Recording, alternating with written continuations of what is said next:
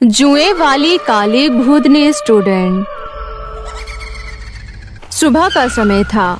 सभी बच्चे वक्त पर अपनी अपनी कक्षाओं में पहुंच गए थे, पर आरती रोज की तरह आज भी कक्षा में देर से आई। आरती, तुम आज भी देर से स्कूल आई? क्या बात है, ऐसा कब तक चलेगा? आज माफ कर दीजिए मैडम, पर मैं वादा करती हूँ कि कल से जल्दी आऊंगी। पर अगर कल भी तुम देर से आओगी स्कूल तो सजा दूंगी, मैं तुम्हें मुर्गा बना दूंगी। अब जाओ और रेखा के पास जाकर बैठ जाओ। आरती की मैडम बहुत अच्छी थी, सभी बच्चों से बहुत प्यार से बात किया करती थी। आरती दिखने में बिल्कुल भी सुंदर नहीं थी, वो बहुत काली थी और बदसूरत भी। उसके रूप की वजह से कोई भी बच्चा उसे अपने पास नहीं बैठाता था। देखो आरती, मैं तुम्हें अपने पास नहीं बिठा सकती, इसलिए तुम कहीं और जाकर बैठ जाओ। मैडम ने मुझे बोला है तुम्हारे पास बैठने को, इसलिए मैं यहीं तुम्हारे पास बैठूंगी। बढ़िया ही मैडम की चमची, बैठो फिर यहाँ। तुम्हें अच्छा सबक सिखाऊंगी किसी दिन। मैं इतनी सुंदर और इसे देखो कितनी बदसूरत है, ऐसा लगता है जैसे सालों से नहाई नहीं है। जब मैडम बच्चों को कक्षा में पढ़ा रही थी, तभी बीच बीच में आरती अपना सर खुजाने लगती है। ये अचानक मेरे सर में इतनी खुजली कैसे होने लगी? इस खुजली की वजह से मेरा ध्यान पढ़ाई पर नहीं लग रहा। क्या करूं? ये तो रुक ही नहीं रही। तभी स्कूल की छुट्टी हो जाती है। सभी बच्चे अपने अपने घर पहुंच जाते हैं। घर पहुंचते ही आरती सीधा दौड़ती हुई अपनी माँ शीला के पास जाती है। माँ देखो ना, आज मेरे सर में कितनी खुजली हो रही है। कक्षा में भी पूरे दिन बस मैं खुजाते ही रही। इधर आओ और दिखाओ मुझे अपने बाल। अच्छा, तो ये बात है। क्या हुआ माँ? अरे, तुम्हारे सर में तो बहुत सारे जुएं हो गई है, इसलिए तुम्हें इतनी खुजली हो रही है। अगर इन्हें जल्द से जल्द अलग नहीं निकाला बालों से तो ये और ज्यादा बढ़ जाएंगी। फिर कुछ करो ना माँ, क्योंकि मैं ये खुजली और नहीं सह सकती। शीला आरती के सर से जुएं निकालने लगती है। सुबह से शाम हो जाती है, पर आरती के सर से जुएं खत्म नहीं होती, बल्कि जुएं निकालते निकालते शीला के सर में भी खुजली होने लगती है। तुम्हारे सर से जुएं निकालते निकालते शायद कुछ जुएं मेरे सर में भी चली आई है, इसलिए मेरे सर में भी इतनी खुजली हो रही है। अगले दिन आरती फिर से रेखा के साथ बैठती है। देखो, आज मैं तुम्हें बर्दाश्त नहीं करूंगी, इसलिए हटो मेरी सीट से। कोई भी सीट खाली नहीं है, मैं कहाँ बैठूं? अगर कोई सीट खाली होगी तो चली जाऊंगी। तभी आरती के सर से बहुत सारे जुएं बेंच पर गिर जाती है। छी, मुझे तो पहले ही पता था ये आरती कभी नहीं नहाती। इधर आओ सभी बच्चे, इधर देखो जरा, इस आरती के सर में कितनी सारी जुएं हैं। छी! अरे आरती सुनो, तुम दूर रहो हम सबसे, क्योंकि तुम हमारे सर में भी जुएं कर दोगी। तुम सब ऐसे मत बोलो, अगर मैडम को पता चल गया तो वो कक्षा में नहीं बैठने देंगी मुझे। आरती के सर में जुएं वाली बात पूरी कक्षा के बच्चों को पता चल जाती है। सभी बच्चे आरती को चिढ़ाने लगते हैं। यही अच्छा मौका है आरती से छुटकारा पाने का। छुट्टी के बाद इसे सबक सिखाती हूँ। छुट्टी होने के बाद रेखा आरती से बोलती है, देखो आरती, तुम घबराओ मत, तुम्हारे जुएं का इलाज है मेरे पास। एक बार मेरे सर में भी बहुत सारी जुएं हो गई थी, तब मेरी माँ जुएं भगाने का मेरे लिए तेल लेकर आई। उस तेल को लगाते ही मेरे सर के सारे जुएं गायब हो गए। वो तेल मेरे पास अभी भी रखा है। ऐसा करो, तुम शाम को मेरे घर के पीछे मुझे मिलना, मैं वही तेल ले आऊंगी, फिर तुम जल्दी से अपने सर में लगा लेना, समझी? ये सुनकर आरती बहुत खुश हो जाती है। अरे ये तो बहुत अच्छी बात है, पर घर के पीछे क्यों? मैं वो तेल तुम्हारे घर से भी तो लेने आ सकती हूँ। अरे नहीं नहीं, वो तेल बहुत महंगा है। अगर मेरी माँ को पता चल गया तो वो तेल मेरी माँ तुम्हें कभी नहीं देने देगी। अच्छा, अब तुम जाओ, पर शाम को जरूर आना, ठीक है? रेखा आरती से झूठ बोल रही थी। उसके पास जुएं भगाने वाला तेल नहीं था, वो तो बस आरती को सबक सिखा रही थी।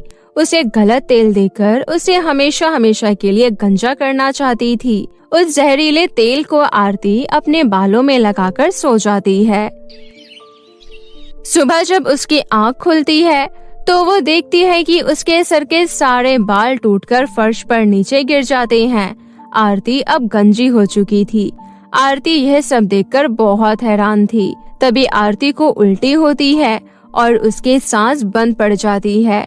आरती मर चुकी थी। शीला को कुछ समझ नहीं आया कि उसकी बेटी के साथ आखिर ये सब क्या हुआ। वो आखिर मर कैसे गई? आरती मर तो जाती है, पर उसे मुक्ति नहीं मिलती और वो एक काली बदसूरत चुड़ैल बन जाती है। नहीं छोड़ूंगी तुम सबको। तुम सबने मेरा खूब मजाक उड़ाया, मुझे कितना बुरा लगा। और रेखा, तुमने तो हद ही कर दी। देखो अब मैं क्या करती हूँ तुम्हारे साथ। अपना बदला और अपनी माँ के एक एक आंसुओं का बदला लूंगी। आज वो आरती स्कूल नहीं आएगी क्योंकि अब तो उसके सर के सारे बाल गायब हो चुके होंगे। और वो पूरी की पूरी गंजी हो गई होगी। बेचारी बिना बालों के कैसे दिख रही होगी। तभी आरती रेखा के पीछे आकर खड़ी हो जाती है और उसके सारे नाश्ते में अपने बालों को झाड़कर जुएं डाल देती है। अरे, ये इतने सारे जुएं कहाँ से आ गई? इसका मतलब मैंने नाश्ते के साथ जुएं भी खा लिए। माँ, माँ! रेखा को बहुत उल्टी होने लगती है। अरे क्या हुआ रेखा, तुम्हें उल्टी क्यों हुई? तबीयत तो ठीक है ना तुम्हारी? माँ, वो नाश्ते में जुएं। अरे वहाँ कोई जुएं नहीं, तुम खुद देखो, तुम्हें जरूर कुछ वहम हुआ है। दूर खड़ी चुड़ैल चुपके से सब देख रही होती है और खुश भी बहुत होती है। फिर रेखा स्कूल में पहुँच जाती है, पर चुड़ैल उसे और कक्षा के सभी बच्चों को परेशान करती है। जब कक्षा में मैडम सभी बच्चों को पढ़ा रही होती है तो चुड़ैल सबसे पीछे बैठी काजल के पास जाकर बैठ जाती है और सिर खुजाने लगती है। मैं तुम्हारे लिए कुछ लाई हूँ, बस वो तुम्हें देकर चली जाऊंगी। ये लो वो चीज। चुड़ैल अपना सर खुजाती है और अपने सर के सारे जुएं काजल के सर में डाल देती है और फिर चुड़ैल गायब हो जाती है। माँ, मर गई। क्या हुआ, क्यों चिल्ला रही हो? चुड़ैल, यहाँ चुड़ैल है, मतलब अभी मेरे पास बैठी थी, पर अब पता नहीं कहाँ गायब हो गई। देखो काजल, कोई चुड़ैल वुड़ैल नहीं होती और तुम अपना सर इतना क्यों खुजाई जा रही हो? अरे तुम्हारे सर में शायद जुएं हो गई है। देखो तुम्हारे कपड़े पर भी कितने जुएं चल रही है। जू की वजह से काजल ने स्कूल आना बंद कर दिया। रात का समय था। रेखा अपने घर आराम से सो रही थी। तभी चुड़ैल उसके पीछे आकर लेट जाती है। चुड़ैल को अपने साथ लेटा देख डर के मारे रेखा की चीख भी नहीं निकलती। मेरे सर में बहुत खुजली हो रही है, शायद जुएं हो गई हैं। तो मेरे सर से सारी जुएं निकाल दो, फिर मैं चली जाऊंगी। तुम्हें मैं कुछ नहीं करूंगी। मुझे मुझे मुझे जुएं निकालना नहीं आता। दूसरों का मजाक बनाना आता है तुम्हें बस। देखो, सुबह तक अगर तुमने मेरे सर के सारे जुएं नहीं निकाले तो मैं तुम्हें मार डालूंगी। अपनी जान बचाने के लिए रेखा चुड़ैल के सर से जुएं निकालने लगती है। जुएं निकालते निकालते सुबह तो हो जाती है, पर चुड़ैल का तब भी सर खुजाना बंद नहीं होता। तभी रेखा को अचानक नींद आ जाती है। तभी चुड़ैल अपने सर की सारी जुएं रेखा के सर में डाल देती है। अगले दिन स्कूल में ये क्या है सब? तुम सब अपने सर क्यों इतना खुजा रहे हो? मैडम जी, पता नहीं हम सबके सर में जुएं कहाँ से हो गई। हम सब तो रोज नहाते हैं और रोज कंघी भी करते हैं, फिर भी। तुम लड़कियों का तो समझ में आता है चलो, पर ये लड़कों के सर में कब से जुएं होने लगी? तभी पूरी कक्षा के बच्चे भी चुड़ैल के होने की बात करते हैं। क्या तुम सबने चुड़ैल देखा? मुझे तो दाल में कुछ काला लगता है। पता करना पड़ेगा कि ये चुड़ैल है कौन। आज मैडम किसी भी बच्चे को घर नहीं जाने देती और ये दिखावा करती है कि उनकी ये सजा है यहीं रहने की। मैडम तो कक्षा से बाहर चली जाती है और चुपके से खिड़की से अंदर देखते रहती है। तभी थोड़ी देर बाद ही कक्षा में चुड़ैल आकर खड़ी होती है। हा हा हा हा। तुम सबको सजा के तौर पर यहाँ पर देखकर मुझे बहुत अच्छा लगा। अभी तुम्हारी सजा बाकी है जो मैं तुम्हें देने वाली हूँ। हम सब तो खुद ही बहुत दुखी हैं इन जुओं से। तुमने हमारे सर में जुएं डाली है ना? हाँ, मैंने डाली है, जानबूझकर वो भी। तभी मैडम अंदर कक्षा में आ जाती है। मैंने बच्चों की बात पर यकीन नहीं किया। इसका मतलब ये सभी बच्चे सही थे। तुम क्यों इन सबको परेशान कर रही हो? मैडम जी, शायद आपने मुझे नहीं पहचाना। मैं आरती हूँ, आरती। मेरे इन दोस्तों ने मेरी ये हालत की। ये सब मुझे बदसूरत काली चुड़ैल बोलकर चिढ़ाते थे रोज। अब मैं काली हूँ तो इसमें मेरी क्या गलती? आरती, तुम्हारी माँ मेरे पास आई थी। उन्होंने मुझे बताया था कि तुम्हारी मृत्यु हो गई। मुझे बड़ा अफसोस हुआ। अगर तुम आरती हो तो ये सब क्या है? आरती वो सब बता देती है जो रेखा ने उसके साथ किया। उसे जहरीला तेल बनाकर दिया जिसकी वजह से उसकी मृत्यु हो गई। इन सब से गलती हो गई, इन्हें माफ कर दो और इन्हें इन जुओं से मुक्ति दिलाओ। मुझे आज तक इन जुओं से मुक्ति नहीं मिली तो इन्हें कैसे मिल सकती है? देखो, मैं आज भी परेशान हूँ जुओं की वजह से, पर हाँ, एक रास्ता है। तुम सब गंजे हो जाओ, तभी ये जुए तुम्हारे बालों से जाएंगे। चुड़ैल का मकसद भी पूरा हुआ और फिर चुड़ैल ने बच्चों को कभी परेशान नहीं किया। ये कहानी आरती नाम की एक लड़की की है। आरती अपनी सौतेली माँ और सौतेली बहन के साथ रहती थी। आरती की पहली माँ की मृत्यु के बाद उसके पिता ने दूसरी शादी कर ली थी। सौतेली माँ ने आते ही आरती के ऊपर जुल्म करना शुरू कर दिया। आरती का पिता काम के सिलसिले में अक्सर घर से बाहर ही रहता था। बस इसी वजह से आरती का साथ देने वाला कोई नहीं था। आरती अपने ही घर में बिल्कुल अकेली हो गई थी। एक दिन आरती माता रानी की पूजा कर रही थी। तभी वहाँ पर उसकी सौतेली माँ गंगा आती है और कहती है, ये देखो, ये महारानी यहाँ पूजा करने का नाटक कर रही है और वहाँ घर कितना ज्यादा गंदा पड़ा है। लेकिन माँ, मैंने तो सुबह ही पूरे घर में झाड़ू और पोछा लगा दिया था। अच्छा जी, तो अब महारानी झूठ भी बोलने लगी है। अगर तूने झाड़ू पोछा लगा दिया था तो ये संतरे के छिलके कैसे पड़े हैं यहाँ पर? एक तो सारा दिन कोई काम नहीं करती, ऊपर से झूठ बोलना भी सीख गई है। मैं तो तंग आ गई हूँ तुझसे, काम की ना काज की, दुश्मन अनाज की। इतना कहकर गंगा ने आरती के मुंह पर एक जोरदार तमाचा दे मारा और फिर आरती रोते हुए घर से बाहर चली आई। आरती के घर से थोड़ी दूरी पर एक तालाब था। तालाब के पास ही एक बरगद का पेड़ था। आरती जब भी उदास होती थी या उसकी सौतेली माँ गंगा उसकी पिटाई करती थी तो वो उसी बरगद के पेड़ के पास जाकर खूब रोती थी। माँ, कहाँ चली गई तुम? ये नई माँ बिल्कुल भी अच्छी नहीं है। वो हर रोज मेरी पिटाई करती है और घर का सारा काम भी मुझसे ही करवाती है। तुम तो जानती हो ना माँ कि मैं कभी झूठ नहीं बोलती।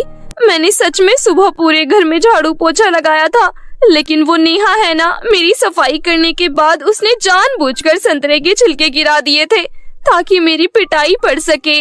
नेहा गंगा की सगी बेटी थी।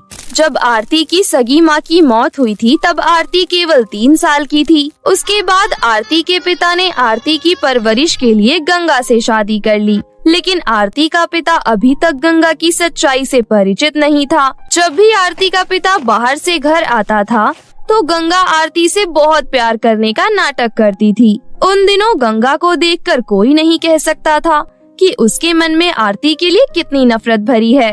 उसने आरती को डरा धमका कर रखा था, इसलिए आरती अपने पिता से कभी कुछ नहीं कह पाती थी। हर बार की तरह उस दिन भी आरती उस पेड़ के नीचे बैठकर काफी देर तक रोती रही। रोते रोते उसकी आंख लग गई और सीधा वो शाम को उठी। आरती ने पूरे दिन से कुछ भी नहीं खाया था, इसलिए उसे बहुत जोरों की भूख लगी थी। वो सीधा अपने घर पहुंच गई। उसको देखकर गंगा बोली, आ गई तू? मुझे तो लगा तालाब में कूदकर मर गई होगी, लेकिन तू इतनी आसानी से कहाँ मरने वाली है? इतनी आसानी से तू मेरा पीछा थोड़ी ना छोड़ेगी। चल, अब आ ही गई है तो रसोई में जाकर सारे बर्तन साफ कर दे। लेकिन माँ, मुझे बहुत तेज की भूख लगी है। सुबह का थप्पड़ इतनी जल्दी भूल गई क्या? पहले घर का काम कर। बर्तन पड़े हैं, कपड़े पड़े हैं, ये सब क्या तेरी माँ कर साफ करेगी? लेकिन मेरी माँ तो आप ही हो माँ। अच्छा जी, तेरी इतनी हिम्मत, मुझसे जुबान लड़ाएगी तू? इतना कहते हुए गंगा ने एक बार फिर आरती के चेहरे पर जोरदार चांटा लगा दिया। आरती की फिर कुछ कहने की हिम्मत नहीं हुई। उसने भूखे पेट घर के सारे काम किए और फिर बिना कुछ खाए ही सो गई। गंगा अपनी सगी बेटी नेहा का बहुत अच्छे से ख्याल रखती थी, जबकि आरती ने कुछ खाया कि नहीं इसकी उसे कोई परवाह नहीं थी। एक दिन नेहा ने अपनी माँ से कहा, माँ, हमारे घर के पास वाले मैदान में गणेश चतुर्थी का बहुत बड़ा मेला लगा है। वहाँ पर बहुत बड़े बड़े झूले हैं। मुझे भी झूला झूलना है, मुझे वहाँ ले चलो ना। हाँ हाँ, क्यों नहीं मेरी बच्ची, शाम को पक्का चलेंगे मेला घूमने। ये सारी बातें आरती सुन रही थी। नेहा की बात सुनकर उसका भी मन किया कि वो भी झूला झूलने मेला जाए और चाट पकौड़ी खाए, लेकिन ये बात गंगा से कहने की उसकी हिम्मत नहीं हुई। उसी दिन शाम को गंगा ने आरती से कहा, सुन आरती की बच्ची, मैं अपनी बेटी को मेला घुमाने ले जा रही हूँ। घर से बाहर एक कदम भी मत रखना, और हाँ, जब तक मैं मेले से वापस घर आऊँ सारे बर्तन साफ हो जाने चाहिए और छत से कपड़े लाकर तय लगा दियो। ऐसा कहकर गंगा अपनी बेटी को लेकर मेले में चली गई। उनके जाने के बाद आरती जोर जोर से रोने लगी। वो अपनी फूटी किस्मत को कोसते हुए अपनी माँ को याद करने लगी। फिर उसने उठकर सारे बर्तन साफ किए और सारे धुले कपड़े तय लगाकर जगह पर रख दिए। लेकिन गंगा अभी तक घर नहीं लौटी थी। आरती ने अपने मन में सोचा, माँ और नेहा अभी तक मेले से वापस नहीं आई हैं। एक काम करती हूँ, मैं भी थोड़ी देर के लिए मेला देखाती हूँ। उनके आने से पहले वापस आ जाऊंगी। वैसे भी मेरे पास झूला झूलने के लिए और चाट पकौड़ी खाने के लिए पैसे तो है नहीं, इसलिए बस मेला देखकर ही वापस आ जाऊंगी। आखिरकार आरती थी तो एक बच्ची ही, इसलिए उसका भी मेला देखने का बहुत मन था। तो वो घर पर ताला लगाकर मेला देखने चली गई। वहाँ पर उसने देखा कि गंगा और नेहा तो एक बड़े से झूले पर बैठकर खूब मजे कर रहे हैं। वो बेचारी वहीं छिपकर बस उन्हें देख रही थी और उसकी आंखों में आंसू थे। तभी वहाँ पर एक अनजान औरत हाथों में ढेर सारी चूड़ियाँ लेकर आई और आरती से बोली, बिटिया, इस गरीब औरत से थोड़ी सी चूड़ियाँ खरीद लो ना। अरे वाह आंटी जी, आपके पास तो कितनी प्यारी प्यारी चूड़ियाँ हैं, लेकिन ये लाल वाली चूड़ी सबसे ज्यादा प्यारी है। लेकिन मैं ये चूड़ियाँ नहीं खरीद सकती। क्यों? ऐसा क्यों बिटिया? क्योंकि मेरे पास पैसे नहीं है आंटी जी। अच्छा कोई बात नहीं, एक काम करते हैं, तुम ये लाल वाली चूड़ियाँ रख लो।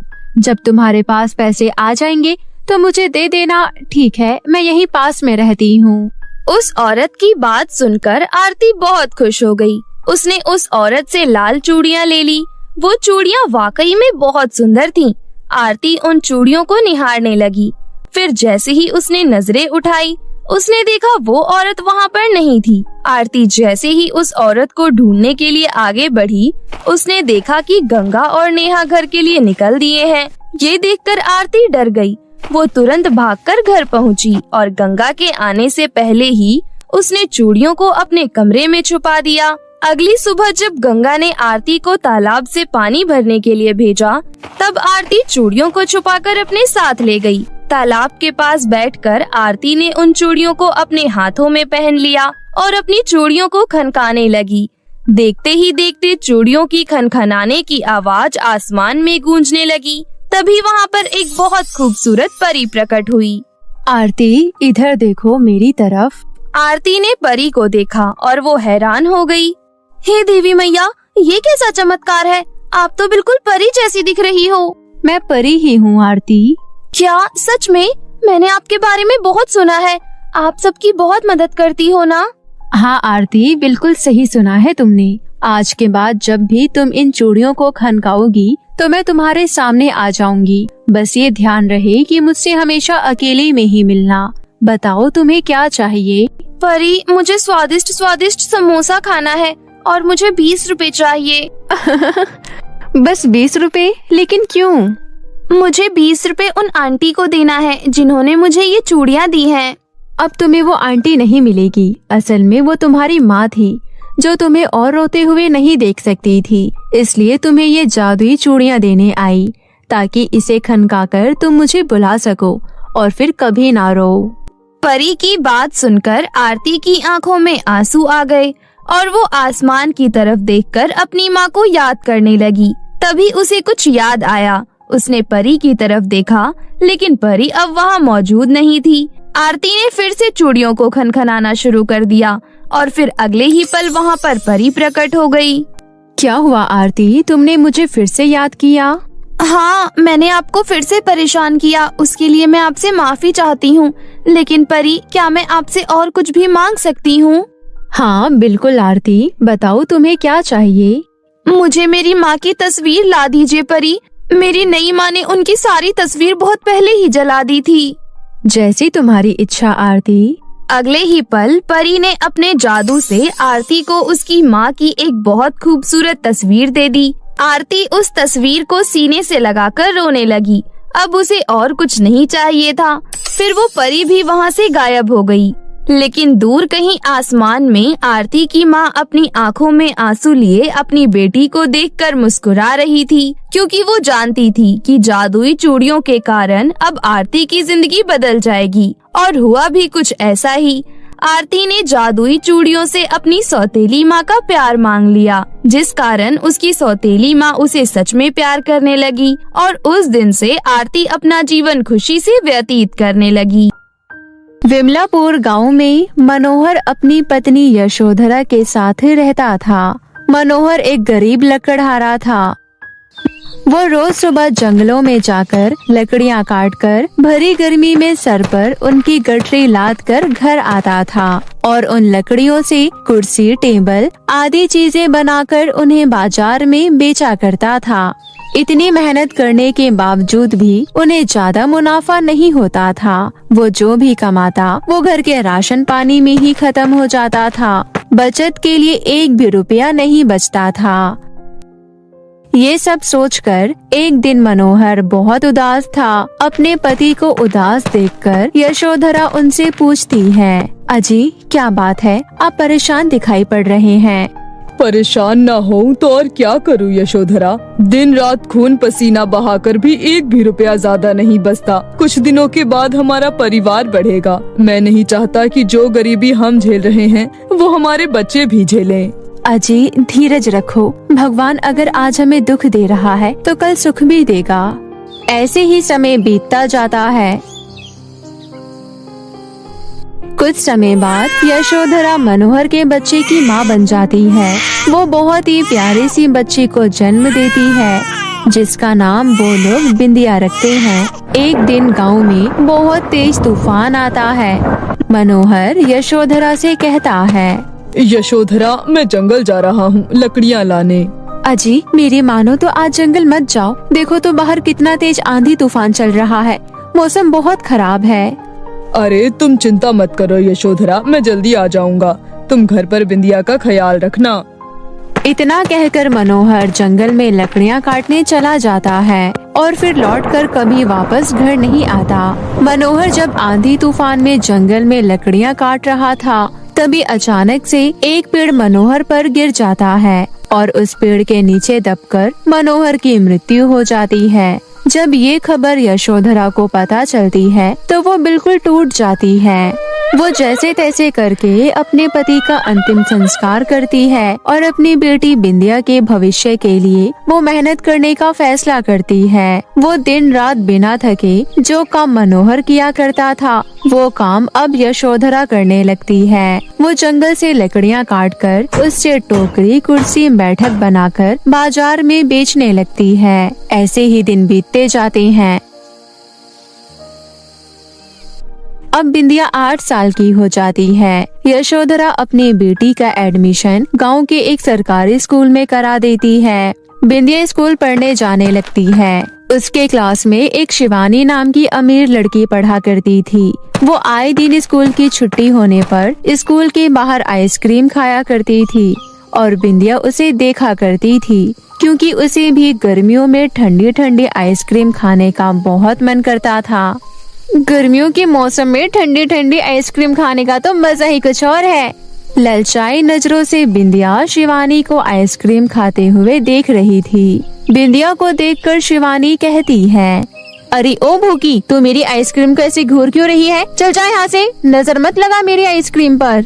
शिवानी की बात सुनकर बिंदिया को बहुत बुरा लगता है और वो रोते हुए स्कूल से घर आ जाती है जहाँ उसकी गरीब माँ यशोधरा कड़ी धूप में घर के आंगन में बैठकर लकड़ियों से सामान बना रही थी। बिंदिया अपनी माँ के पास जाती है और कहती है, माँ हम इतने गरीब क्यों हैं? आपको पता है माँ, मेरे क्लास के सभी दोस्तों के घर में फ्रिज, एसी, कूलर, हर वो चीज है जो उन्हें गर्मी से राहत दे सके। वो लोग रोजाना स्कूल के बाहर ठंडी ठंडी आइसक्रीम खाते हैं और मैं बस उन लोगों का मुंह देखती रहती हूँ। बस एक मैं ही फटीचर हूँ।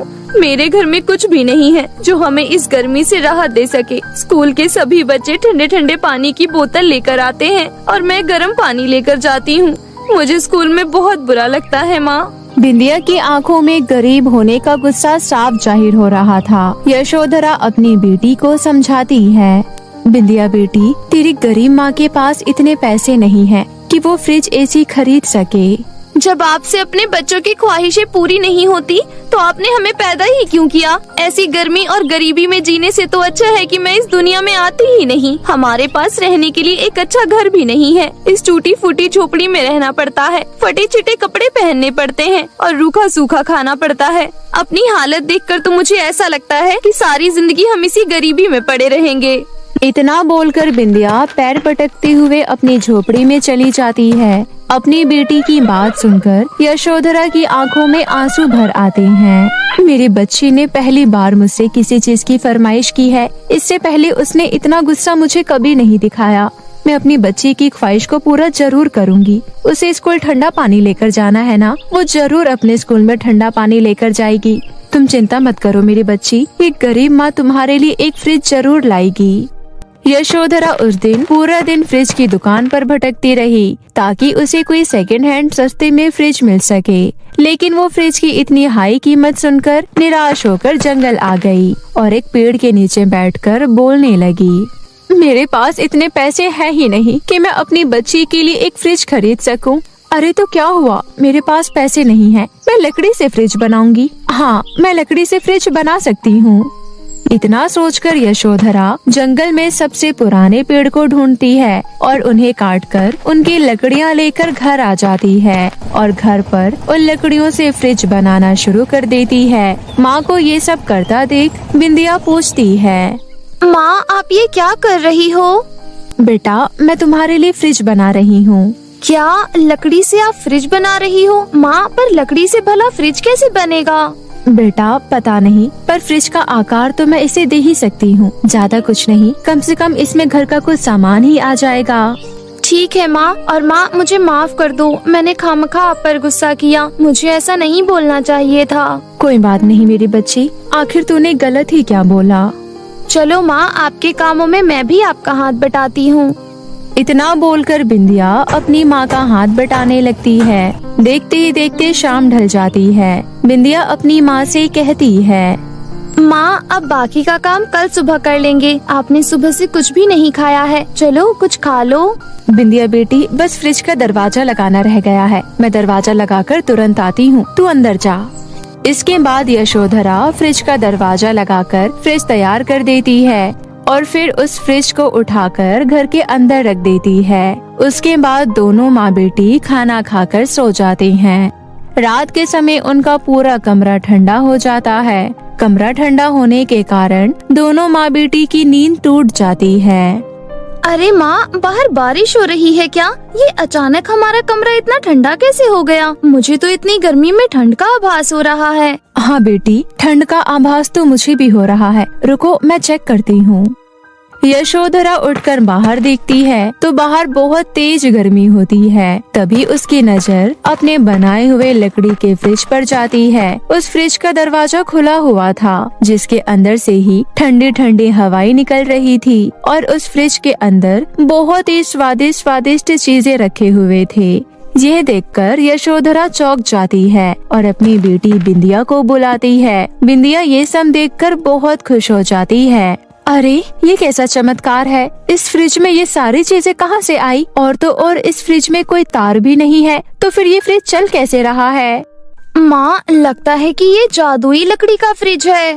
बिंदिया ये बात मजाक में बोलती है, परंतु बिंदिया की ये बात बिल्कुल सच होती है। बिंदिया के ऐसा बोलते ही उस फ्रिज में अपने आप आँख मुंह बन जाते हैं और वो फ्रिज बोलने लगता है।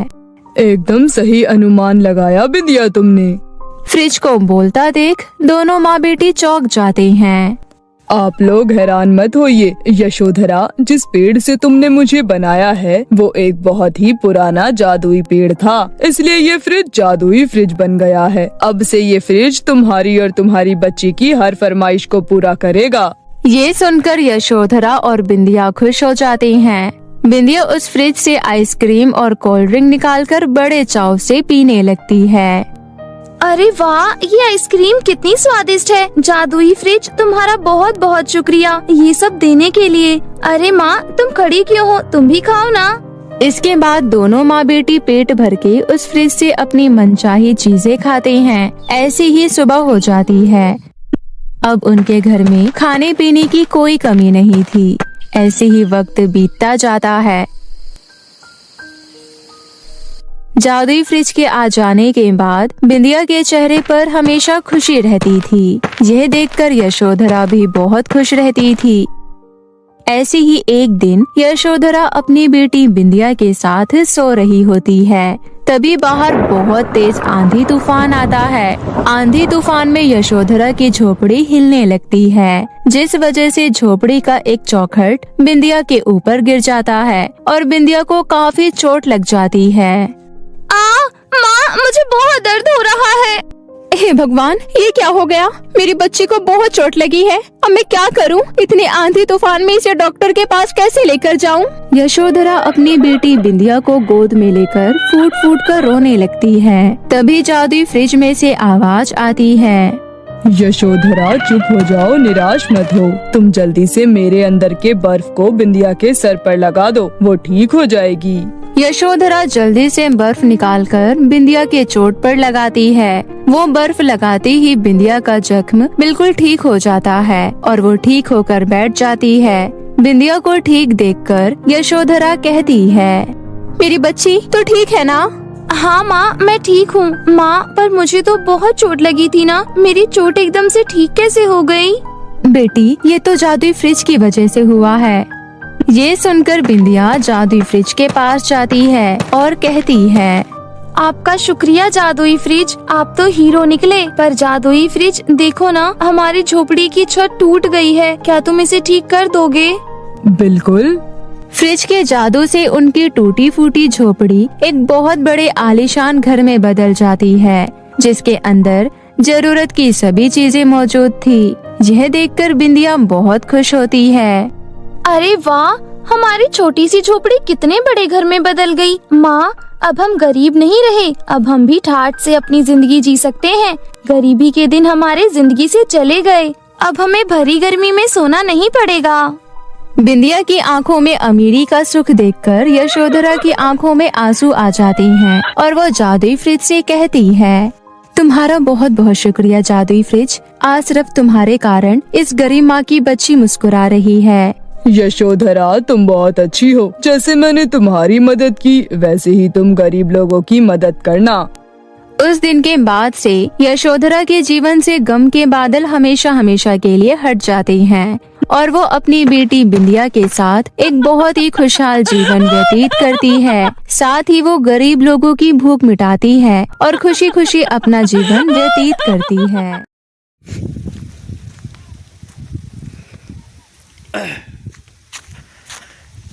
15 मिनट की चाहिए कम से कम बेटी, कम से कम।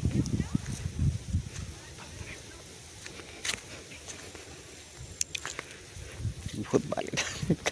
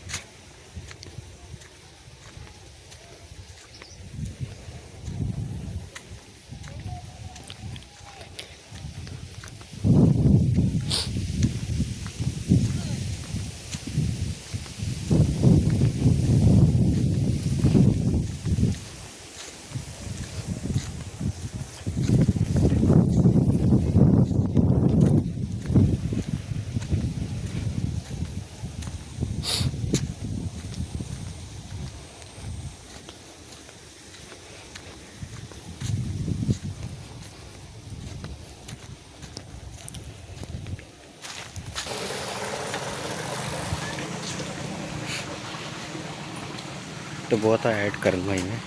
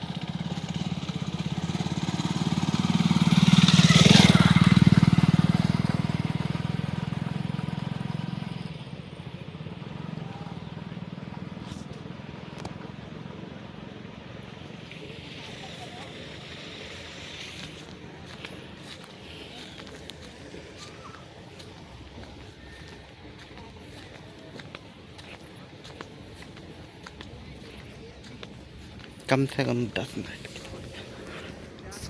और क्या हाल है?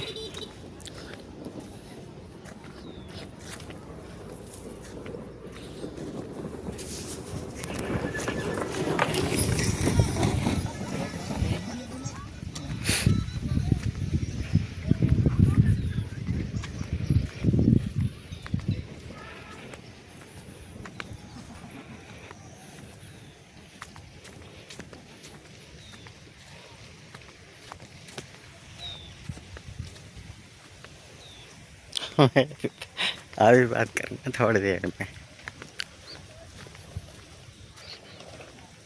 पहले मैं ही से बता रही हूँ। मैं जोड़ने भी है। और कैसे हैं आप सब? मैंने लुटवाई है एक बार।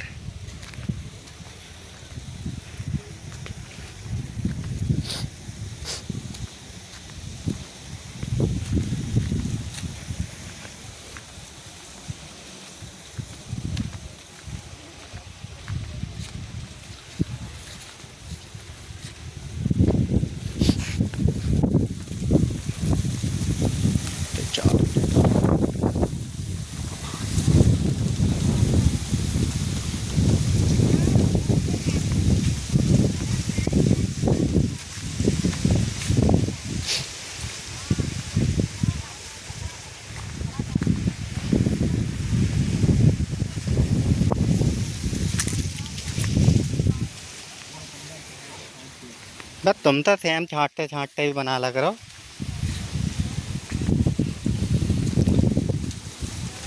तुमने बड़ी जल्दी कर ली है 50 सब्सक्राइबर यार। मेरे तो भी हुए भी ना।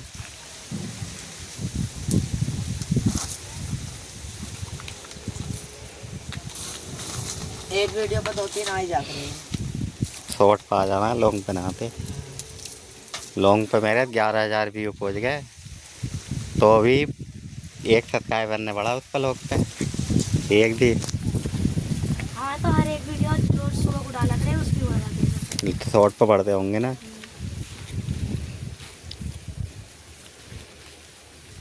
अब वो कॉमेडी चैनल जो होता है इन्होंने डिलीट मार दिया, वो हो गया था।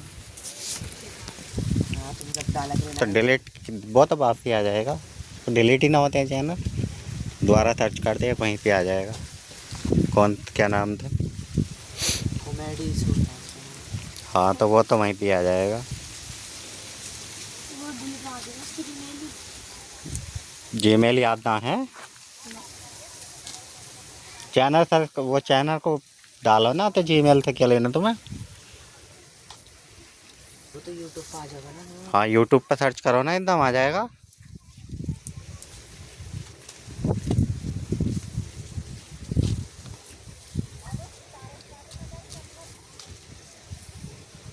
काली तो यार तुम्हारे भी बतेरी निकल रही है, हमारी बहुत निकली काली।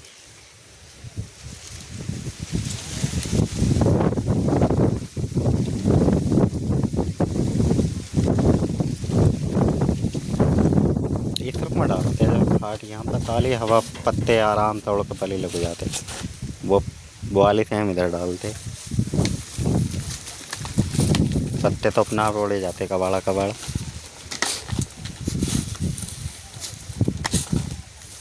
रोज डाला करो 3 वीडियो। एक डाला करो सुबह को 7 बजे, टाइम भी बता रही है। और एक डाला करो 11 बजे या 2 बजे। अब वो तुम कैसे बनाओ वाली वीडियो? और एक डाला करो शाम को 7 बजे। बड़ी लॉन्ग वीडियो कैसे बनाओ? अब बनाता ना हो, मैं कॉपी करके डाला करूँ उसे।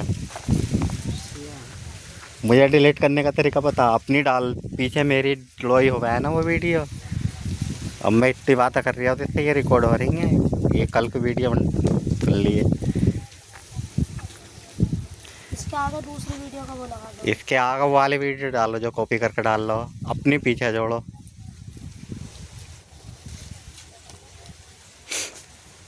मिस्टर 20 चैनल आवा है एक, उसकी वीडियो कितनी भी कॉपी कर लो, वो तुम्हें स्ट्राइक नहीं देने का। आगे समझ में? चैनल सर्च कर लेते एक अपने मोबाइल में मिस्टर 20, वो कॉपीराइट न देने का बिल्कुल भी। यूट्यूब पे हाँ बिल्कुल स्ट्राइक नहीं देने का, कुछ नहीं करने का, वरना बड़े बड़े यूट्यूबर जो है ना स्ट्राइक दे देते हैं, कॉपीराइट दे देंगे। मिस्टर बीस्ट, इसकी वीडियो वहाँ से ही ना जहाँ से मैंने दिया वो डाउनलोड करवाया, वहाँ से उठा ली वीडियो, 10-15 मिनट की अपनी वीडियो जोड़ो और बाकी मिस्टर बीस्ट की जोड़ दो। हाँ ये मिस्टर बीस्ट है। इसकी क्या जोड़ा करें? इस शॉर्ट में मत लेवल लॉन्ग में वीडियो, इस वाले उसकी ना, इस वाले उसके एक्टर की वीडियो डालो, ये कॉपीराइट ना देने का बिल्कुल भी। मिस्टर बीस्ट सही हो, इसकी जो वीडियो बना मैं आई हो, इसकी वीडियो वहाँ से उठा ली, उससे बीट मैच था और अपने चैनल पर डाल दी अपनी वीडियो बना 15 मिनट की, 15-20 मिनट की, बाकी उसकी इसकी मिस्टर बीस्ट की। और जब तुम डाल दोगे ना तो ये ना तो तुम्हें कॉपीराइट देने का, फिर मैं तो जैसे व्यू तुम्हारे ज़्यादा आने लगेंगे तो मैं तुम्हें एक तरीका बता दूंगा, उससे तुम्हारे व्यू तो उतने के उतने रहेंगे, वाइट टाइम ही उतना का उतना रहेगा, तो वीडियो डिलीट हो जाएगी मिस्टर बीस्ट की बस।